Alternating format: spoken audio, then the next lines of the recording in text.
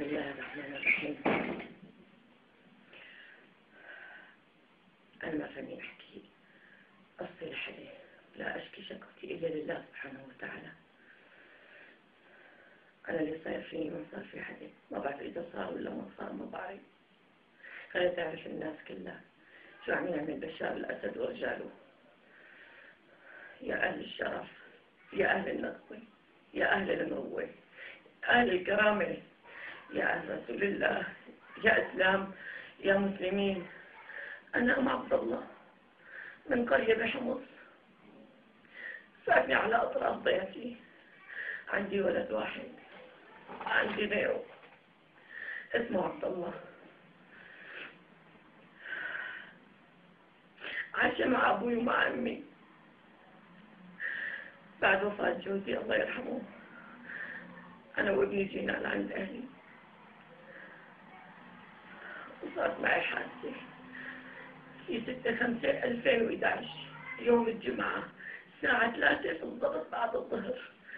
راح أبوي وأمي يحضر جنازة ابن خالتي، استشهد بالقصر.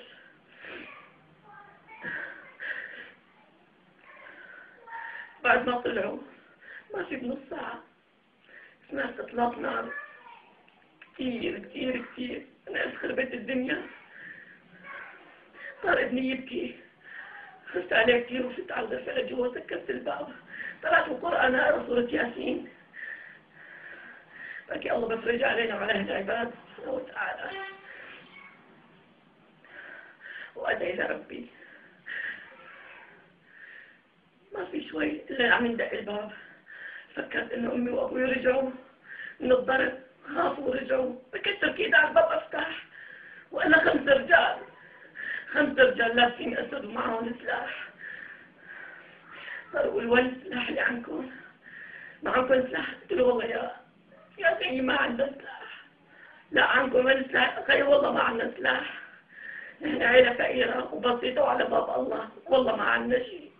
دوروا، كسروا، خربوا فيها البيت.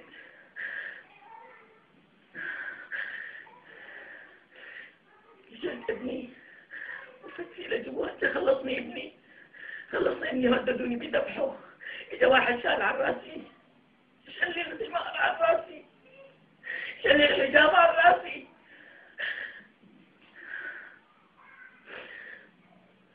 هددني بذبح ابني. ما في حدا في البيت، ما في حدا في البيت، أنا وحدي.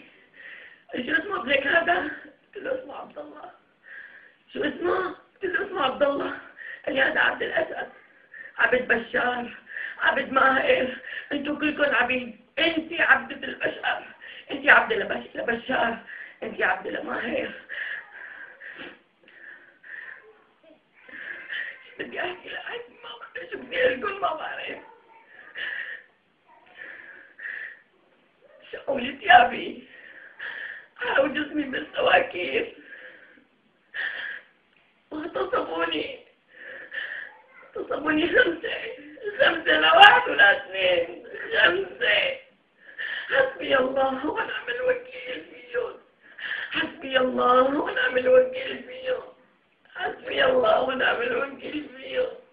شكيت لله الواحد الأحد، شكيت لله الواحد الأحد. يا رب افرج علينا يا رب، افرج من عندك يا رب. أنا بقول هاي رسالتي للعالم كله، خلي يسمع العالم كله شو عم يصير فينا. ويمكن أنا ما أول وحدة ولا آخر وحدة صار فيها هيك. حسبي الله ونعم الوكيل، حسبي الله ونعم الوكيل.